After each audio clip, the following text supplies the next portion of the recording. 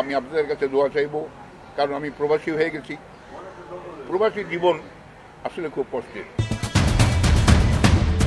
ঢালিউডের বর্ষিয়ান অভিনেতা আহমেদ শরীফ ৫৩ বছর চলচ্চিত্রের ক্যারিয়ারে ৮০০-র বেশি সিনেমায় অভিনয় করেছেন, কিন্তু হুট করেই যুক্তরাষ্ট্রে পাড়ি দেন তিনি।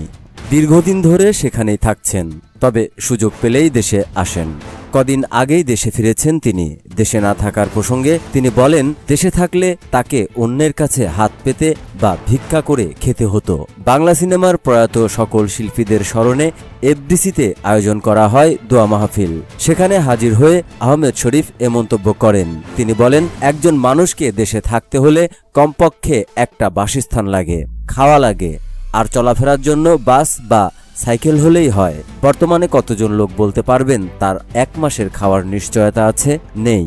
সবাই চিন্তিত সামনের মাস তার কি করে চলবে। এসব থেকে বাঁচার জন্য আজ শিল্পীরা বিভিন্ন রাস্তা খুঁজে নিচ্ছে।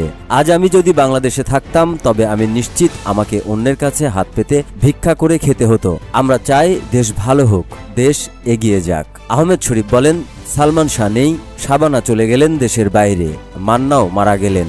এসব ঘটনা আমার চোখের সামনে। আমার থেকে বড় সাক্ষী আর কেউ নেই। আজ এখানে যারা উপস্থিত আছেন, আমি বোধহয় তাদের সবার সিনিয়র। অভিনেতা হিসেবেও আমি সফল। খল চরিত্রে অভিনয়ের কারণে দর্শক যেটুকু গালমন্দ করেছে, সেটা আমার সফলতা বলতে পারি।